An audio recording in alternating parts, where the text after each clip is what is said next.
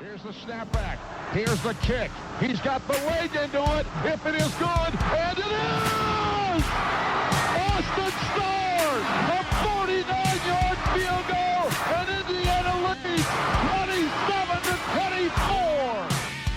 Oh, it's an end around one to throw. Page looking at the quarterback, and it's a touchdown! Page finds Leno! Penix rolling out of the pocket to a strong hand. Delivers deep down the field. Caught, touchdown! Fried Fogel again.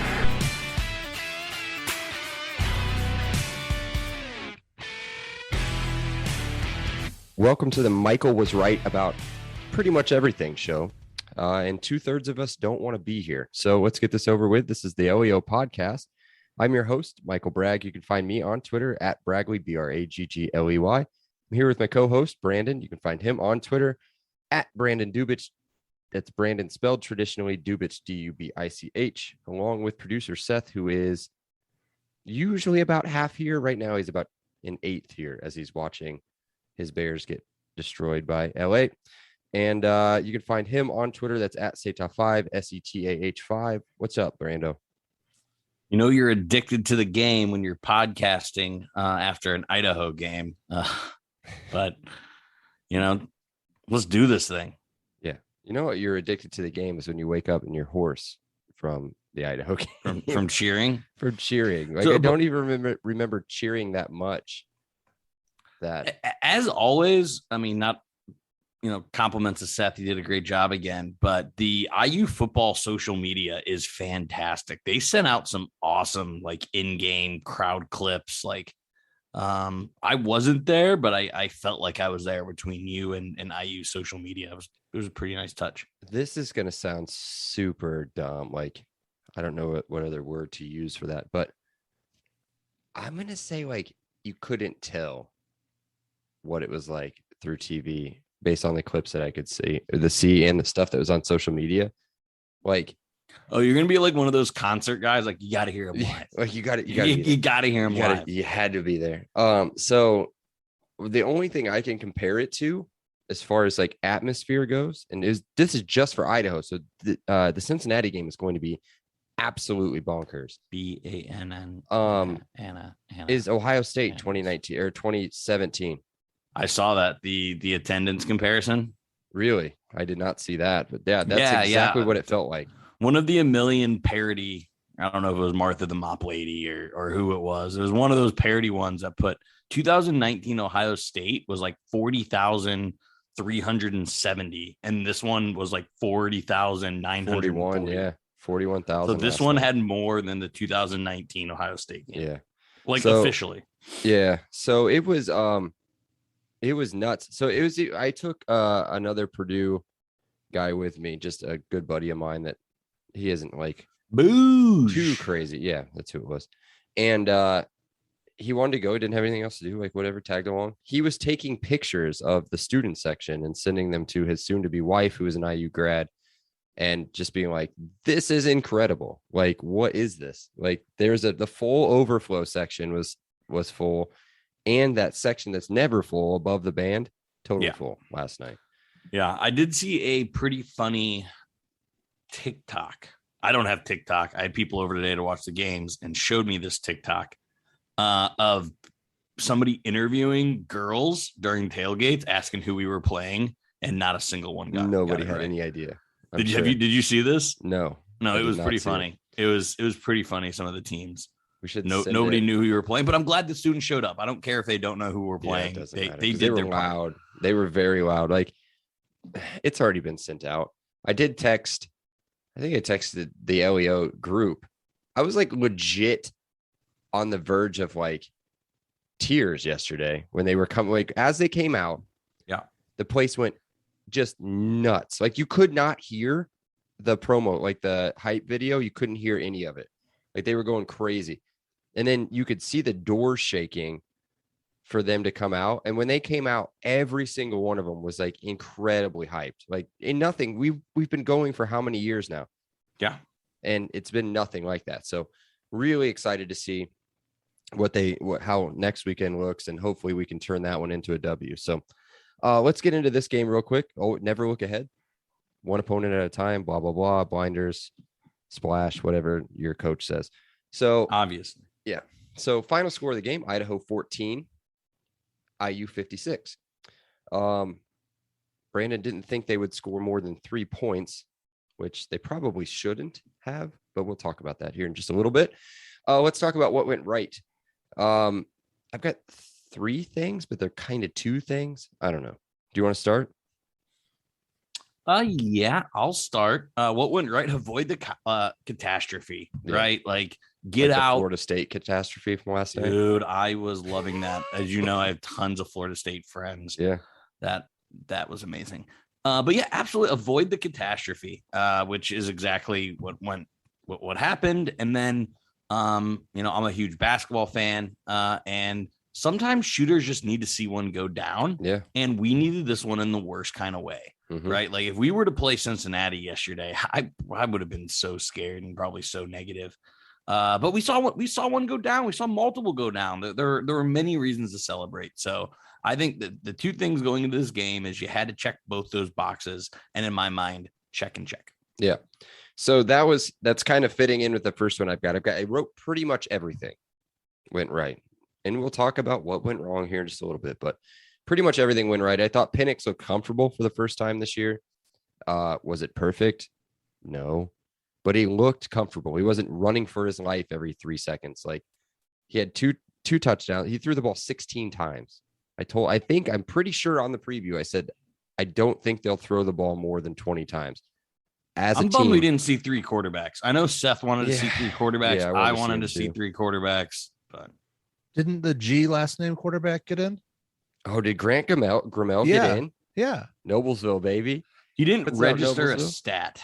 That's okay. I was watching the Michigan game at that point. I should have rewatched the game, but I had to stay relatively sober to drive home yesterday, so I didn't need to rewatch anything.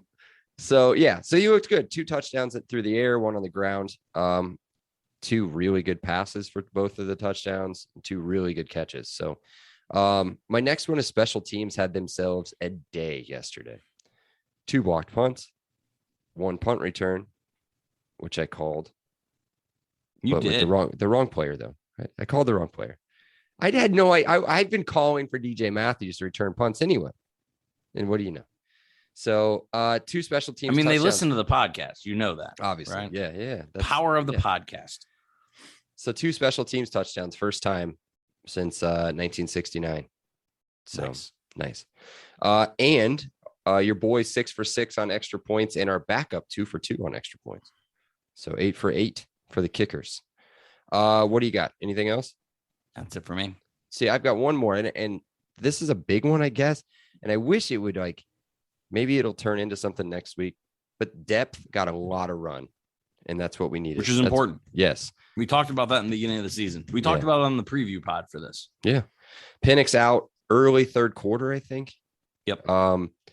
So that's good. No injuries there. It looked like we skated away from this one pretty well, injury free from what I could tell. Everybody looked pretty sharp, and we'll talk about our stock up, stock down. And then we can talk about anybody else in that honorable mention section there too. I thought we looked pretty good. Now, granted, take this with what you want. And Seth said this maybe 3 or 4 times during the game is it is Idaho. So it's just a really good. Yeah. But again, Florida State lost their FCS team last night. So it can happen. That's all I'm going to say. All right. What went wrong? There wasn't a lot. So I'll let you go first, and I'll kind of pick from questionable play calling. Okay. I don't want to call it a slow start because it was actually a fast start, but kind of ugly offense. It worked, but would that work against other teams? I don't know. We basically out athleted them. Yeah. We had superior athleticism, and it worked is a better way of putting that. You go. I'm not sure if it's an even playing field if some of that scheming worked.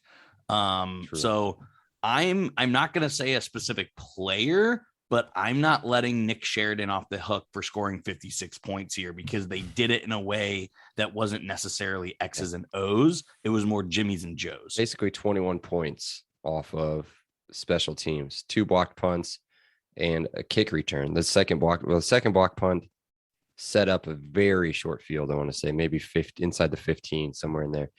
I put the defense was a little slippery there right before halftime and right after halftime. No idea what they were doing. So it just seemed like, and I'm going to get into somebody a little bit on stock down, but it just seemed almost like they wanted to sit back in a prevent defense and just be like, well, this is over now that we're up 35-0, which essentially the game is wrapped at that point. But just come on, just don't do that. We've never done that in the past. Don't do it now. So that's it for me. Let's get to the stocks, man. I'll let you go. Stonks. Up. We were wondering, we talked a lot in the offseason, outside of Freifogel and Matthews and Buckley. We were wondering who the secondary receivers were going to step up. And holy cow, did Swinton look impressive. He showed up big in the Penn State game, but then kind of faded away. So we knew it was there. But again, this is a very senior laden wide receiver group. So there's definitely going to be question marks going into that room next year. I was glad to see Swinton kind of put on a show. Yeah. Every time he touched the ball, it was impressive. He looks really good. And it was nice to see AJ Barner get some more run today or yesterday too. I knew you'd take him because I didn't take him. Oh, you did? Because I go, here's another told you so, because I know you and I knew you were going to come in here saying I told you so and a bunch of things because you nailed it. But again, AJ remember Barner. when I was downplaying AJ Barner? I thought injury riddled and you didn't hear a lot about him. And man, I mean, that play he made was incredibly impressive. He's big and athletic. He's 6'6". He's huge. 6'6", 245. He's a big dude, and and he's got a little bit of speed, and it showed. So, my stock up, since you took my first one, is Stephen Carr, and I'll tell you why. The offensive line struggled still.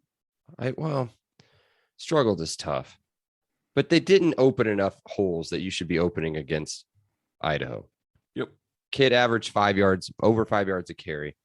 First game over 100 in an IU uniform. I think it's his second ever in his career, which is weird. But he showed some good burst, some good cuts outside. He made some plays where he was hitting the backfield good, as they say, some yak there. So big up on Stephen Carr there. I think he's going to be really important this season. So hopefully we can find some sort of way to open a hole for him. I have this slightly as my stock down. I'm jumping ahead a little bit, but who's our number 2 back? Like, I think Stephen Carr is absolutely the dude, and he is going to be getting a lot of volume. But like, I think we saw a reason why the walk-ons were getting, because not Baldwin, not Holland, like any scholarship running back has not impressed whose name isn't Stephen Carr. Yeah. So, not enough for me to say stock down, but certainly a question. Yeah. So here's what my thinking is, and I meant to talk about this when you were talking about Nick Sheridan and some of the play calling. I heard this a lot on the post-game show on the way home, and it makes sense. We were so vanilla yesterday, offensive play calls. There was I don't think that crazy. was because of Idaho. I think that's just Nick Sheridan. No, honestly. that's because we're not going to do anything, that we're not going to show Cincinnati anything. Oh man, I don't know about that. Nothing. I think I disagree. I think we're fine. I really do think we're fine. And I think Tim Baldwin's fine. Maybe he's shaking something off, man, because that doesn't make any sense. You're not the number 1 running back going into fall camp, and then you fall off that much. I think he's shaking something off. Or they really like those kids, Childers and Poindexter. Because I think it's because one hasn't emerged. I think Timmy's fine. David Ellis looked pretty explosive on some of the stuff, some of his moves. He didn't really get a lot of run. He got 2 carries, but watching him move out of the backfield, he's going to be a player. So we'll see. We'll see how it shakes out. 2 games in. Stephen Carr, clearly the number one back, 22 carries, 118 yards, and a touchdown. So it's nice to see him get into the end zone. Irvin Poindexter punched one in as well. So we'll see. We'll see what they do moving forward now that we're going to get into the meat. So, Yeah. All right. Stonks down. Stock up on defense. Oh, stock up on defense. Now, this is absolutely a result of talent, but holy cow, does Taiwan Mullen jump off the page? We're going to fight about this one. I don't know. I mean, I thought he played well. I thought him and Micah both played well. I think they probably took their foot off the gas a little bit there. But I thought Micah played mad, and I thought Taiwan Mullen jumped off. Just again, you could tell he is at a different level than basically any 99% of the players on the field. Gotcha. So I would say yes. As far as popping, he pops. If you look at the stats, 9 tackles, but that's it. Dude, 0 passes defended. 0 passes defended. He didn't blitz at all, which is, not his call necessarily, but he was getting worked, dude, by an FCS wide receiver. What's his name? Hayden Hatton. Yeah. And I don't know what maybe that's game plan. Maybe that's, hey, just stay off. Don't do anything crazy. He's actually, I'll just jump ahead a little bit. He's actually my only pick for stock down on defense. I love him. I love him. I got a shirt. I'm not wearing it, but I wore it last time. I got a shirt. I love the kid. Now that stock down means, bro, your stock's got to be up for it to come down. It can't be all the way down and go any further. So his expectations are out of this world. So if he does anything but hit those expectations, at least for me, his stock's down a little bit. So again, as I said, it could have been scheme, could have been an off night. I don't know. His mom was there. His mom was right next to us the whole game. So maybe he was nervous, mom in the crowd. I don't know. But yeah, I don't know, man. I didn't like it. He gave up 10. I don't know if it was all him either, but 10 catches, 94 yards, and 2 touchdowns. So, I saw him all over the field, making plays, not missing tackles, crushing dudes. No, he didn't miss any tackles. I'll give you that. But he's not necessarily out there just to make those tackles. You defend those balls like you used to. Or like really look at how good he was against Iowa. Look at how good all the corners were against Iowa. None of those receivers were involved in anything. I think they had 5 catches by wide receivers. And then this dude's out here catching 10 balls by himself. So you got to blame it on somebody. I don't know. Maybe it's scheme. Play off a little bit. Don't do anything crazy. Don't get hurt. Don't do any of this nut stuff. So I don't know. That's my only stock down though for him. And I mean, you're not going to call the defensive line, specifically CO and DMAC, who for some reason can't blow up guards and centers at the FCS level. No, so I don't know. I don't know what they're doing. I told you this was a weakness from the very beginning. I think in one of our pods. Weston Kramer looks fine. He looks fine. A Northern Illinois dude's coming in and making plays who we brushed off. Like, we got to call a spade a spade. We were talking all off season about the interior line, and we didn't talk about Weston Kramer a single freaking time. No. I can't get everything right. Just 99% of it. You're so humble. So the fact that Weston Kramer's doing things and these two aren't, that's my stock down on defenses. Okay. Is the guys who have been there before, who, are always in the hype videos. Like, how about you stop wasting time in the hype videos, jumping around, and you make a play on the field? Yeah. I'm just looking at their stats here. CO 1 tackle. CJ Person 1 tackle. DeMarcus Elliott, nothing. He had 1 pass deflection. That's it. So somebody forced a fumble. I don't know. That ESPN's not real great at showing that stat, but somebody got around the edge and forced that fumble. But either way, I totally agree with you on that for sure. I just, again, perspective, I didn't think Taiwan had a great game for his expectations. But let's jump back forward, stock up real quick, and I'll just knock mine out. On defense, I had Micah McFadden down as my second one. I assumed you were going to go Cam Jones because that Cam Jones to me popped. That dude was flying all over the field. He looked sharp, fast, dynamic. 5 tackles, 1 sack, and a TFL. McFadden, almost the exact same stat line. 3 tackles, 1 sack, 2 TFLs for him. So again, both of them looked real fast, real quick, no messing around. They were getting past blocks. They still really didn't good, look like so. the NFL player that Tylen Mullen did. NFL, I'm not going to let it go. NFL tackler. He didn't look like an NFL tackler. Or he looked like an NFL tackler. Did not look like an NFL corner last night. But that's fine. That's fine. All right, stock down. Offense. That's the only thing we have left. Man, I'm assuming we're going to have the same thing. You mentioned it a little bit ago. I mean, there's no holes. I mean, again, Stephen Carr's out here doing man's work, right? And we can't move the freaking FCS lineman. I mean, it's concerning, Mike. It's concerning. Now, I did the very first thing my brother said as they walked out, or they ran out on the field. Now, we sit opposite side of the field from where they run out. Very first thing he says is when they run out, dude, they look big.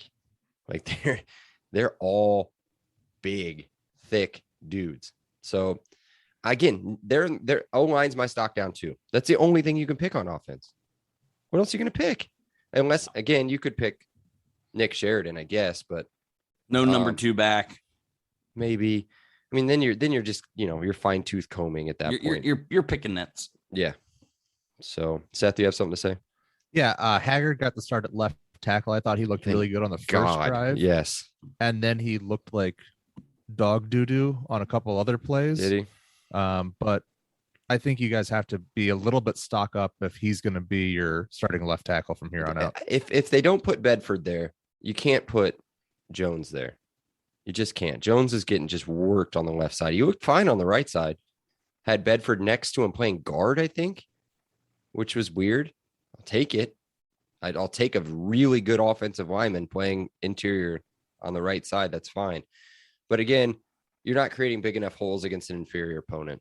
So 2 sacks allowed as well, and 4 tackles for loss. The 2 sacks against Penix, neither one of them were strong sacks. So I guess that's fine. They were more maybe coverage sacks. The first one was more of a coverage sack than it was anything else. What are you making that face for? All right. Yeah. Now he flips. Now he's waving me away because he doesn't know what the hell he's talking about. So the first one definitely was a coverage sack. Like he was stuck in the pocket, had nowhere to go, had no open receivers, at least that he could get rid of the ball. Does it look like he's laboring to throw a little bit, Michael? I didn't notice it. I thought he looked really comfortable outside. There were some that was unnecessarily back foot. Some unnecessarily jittery. What was his stat line? He was pretty good stat line yesterday. 11 to 16. Seth's point, like there were times where he didn't need to do that. Yeah, I'll have to go back and rewatch the game.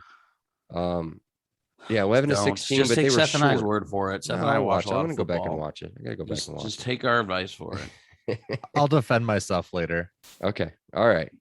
So that ends the stock portion of the podcast, and that moves us right into talking about Monon Track Club. So, super quick word from the Monon Track Club. MTC is Indiana's running brand built on a deep love for the sport and the Hoosier State. They craft products, tell stories, and create experiences that aim to celebrate, support, and add to Indiana's running culture. Check out the link in the show notes for more details on their club runs and to shop their sick gear from shirts to hoodies and koozies. What's that? Yeah, I don't know what that was. Did you choke or something? You were sick. I said sick. You went to their website and you were like, oh my God, those are so sick. And you just couldn't get the words out. So I'm sharing my screen. You can see what I'm doing. I can see it. As a thank you to our listeners, they're offering 10% off your order. Use promo code LEO10 at checkout and hit the MTC owner and IU alum Garrett where it really hurts. Where's that? His wallet. Discount, savings, Get it, 10%. Now, back to the show. Now it's time to revisit our predictions. This time it's a little bit more enjoyable than it was last week. We'll start with Seth. Seth had a W with a score of 44 to 15. Yes. I felt pretty good about that. Close, but no cigar. You get second place. Brandon comes in with a 33 to 3 score. I was wrong on defense and offense. Yes. We were better on offense and worse on defense. Womp, womp, womp. And he takes last place. And I am the winner. because I am right about everything except for last week and most of everything about last week. Hey, I was pretty spot on in the Iowa game. You were closer, yes. I picked 49-10. So very close, a touchdown away from the home team score and 4 points away from the away team score. So yay me. The crowd goes wild. So I don't know if they're cheering for me or if they're cheering for Brando's Randos, buddy. What you got? Yeah, so I don't have much here. But two questions that are kind of pertaining to the same thing. Neither one of us played any sports beyond high school, but we were significant players on our high school teams. Listen, I play softball every Thursday. I'm an athlete. Did you enjoy these games as a player? Like, when I played in 3A, so when we would play 2A or 1A teams, I'm not gonna lie, I love playing these games. Me too. I love boosting my stats in games like this. So I'm just curious what you guys thought, and then I kind of have a fun little, not fun, but like an interesting little 9/11 tie-in with that. That was wait, hold on. Maybe not the right word. Not the right. Yeah, word. fun is definitely not a tie-in. But again, I mean, it's something I always think of. I'll just go ahead and say it now. Okay. So I was in 7th grade when it happened, and we were supposed to play. Or maybe I was in 8th grade. It was 7th or 8th grade. But I know we were playing Knox, who was like terrible at football, and like we always beat them by like 50, 60 points.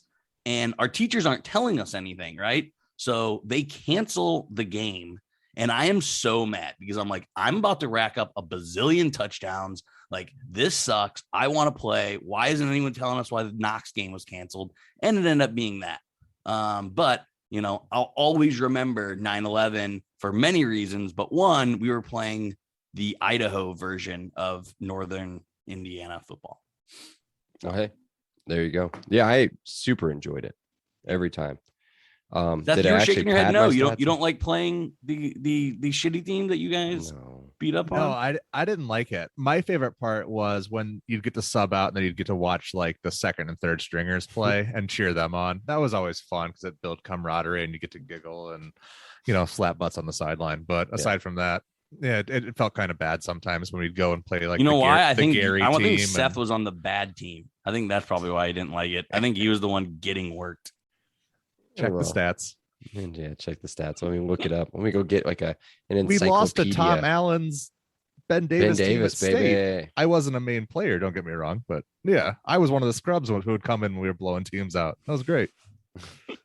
And then so my second part of that is it's interesting because I love these games as a player, but I hate these games as fans. I'm not going to mention a certain reporter that I really like was saying that like Big Ten shouldn't schedule tough games. The Big Ten should only schedule FCS and lower teams.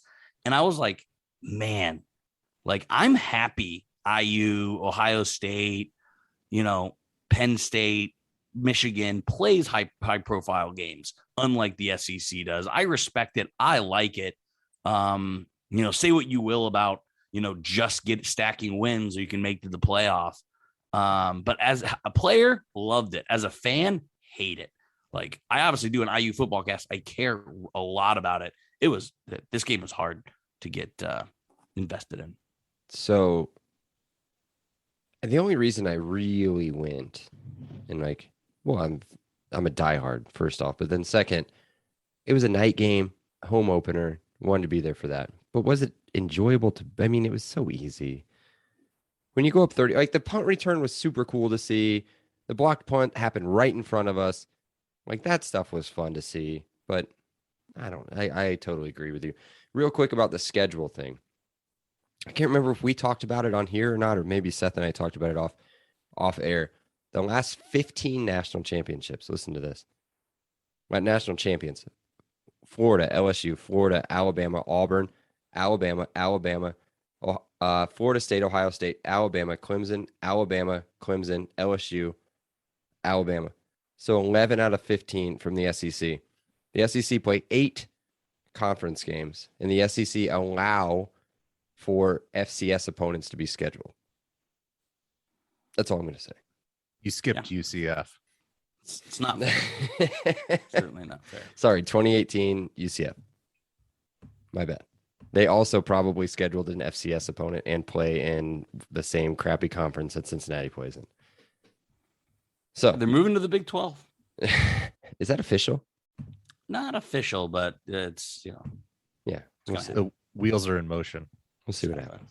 All right. Cool. Let's get to Seth Sack. Let's do it. All right, producer Seth's podcast sack. Here we go. All right, I fell asleep before the AJ Barner touchdown. I warned everybody it was happening.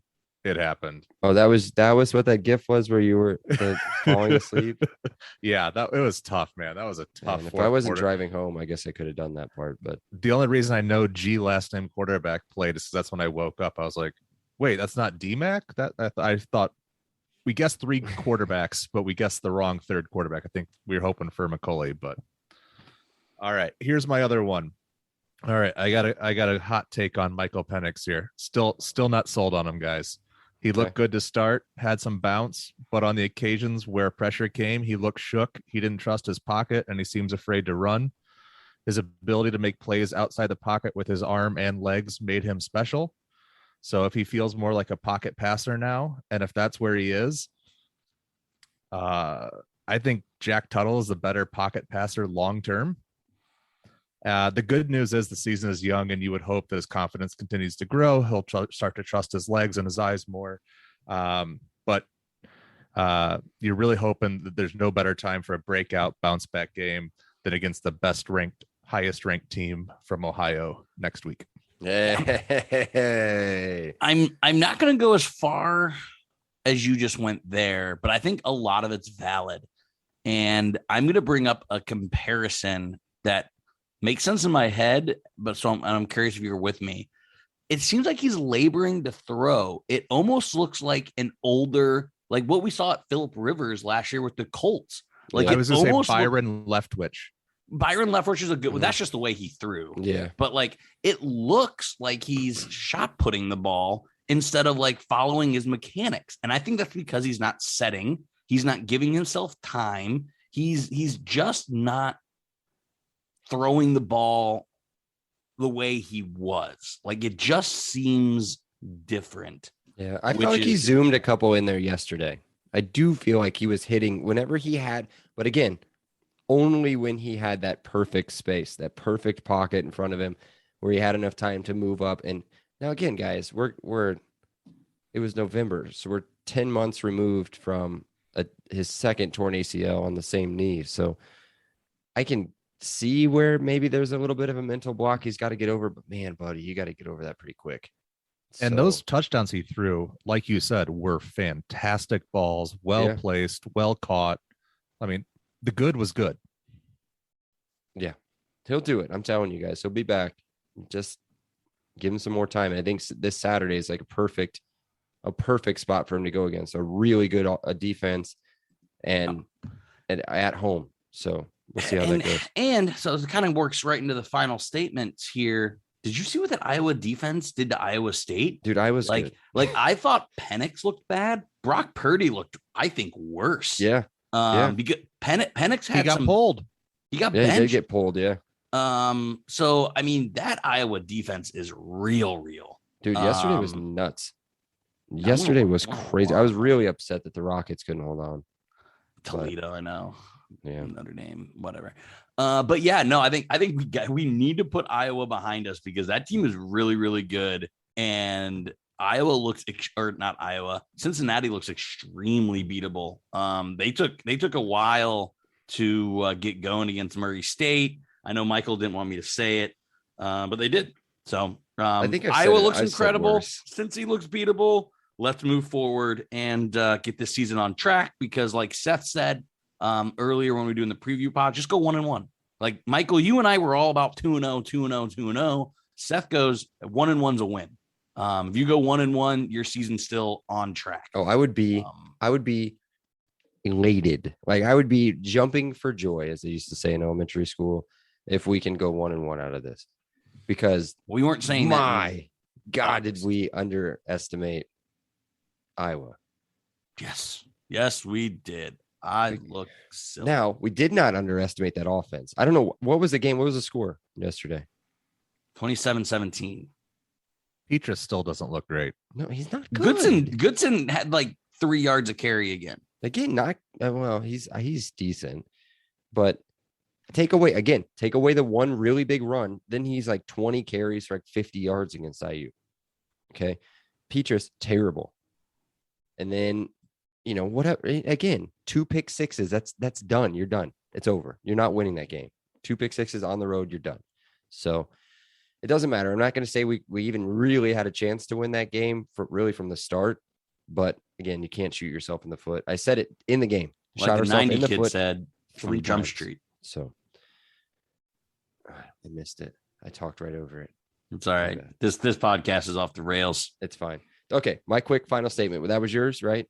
That was mine. Okay, so good, confident performance yesterday all around. Defense looked really good outside of 2 drives. Didn't show much for Cincinnati to prep, and the crowd. God, Brandon, like you're going to be floored, dude, on Saturday. Make sure you're down there early, like super early. I know you're bringing little dude with you or no? TBD. It's do not take 37. Absolutely not.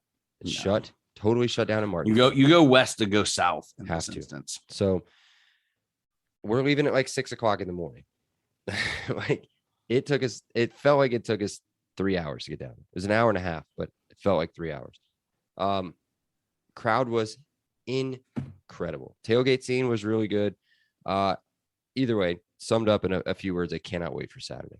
But we still have one more podcast. Until then, we will talk to you guys on Thursday, preview the Cincinnati game. Until then, be sure to check out the pod on Facebook. It's facebook.com/podcastleo and on Twitter @podcastleo.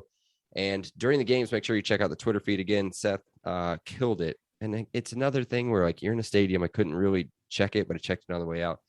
Awesome stuff from Seth during the game, live tweeting the whole time. So check that out. Until then, we will talk to you in a couple days. Leo. Leo. We said it. Leo. Awesome day. Leo. Thank you so much, Rick. I appreciate that. Leo. All right, great. Leo. Appreciate you guys. Leo. You're welcome, Dave. Have a great day. Leo. Have a great day. Leo. Appreciate you being here with us. Have an awesome day. And Leo. Oh, thank you so much. Leo. Well, thanks so much, Leo. Hey, thanks so much, Mike. Appreciate that. Leo. Appreciate you guys, man. Have an awesome day. Leo. Awesome. Leo. Leo.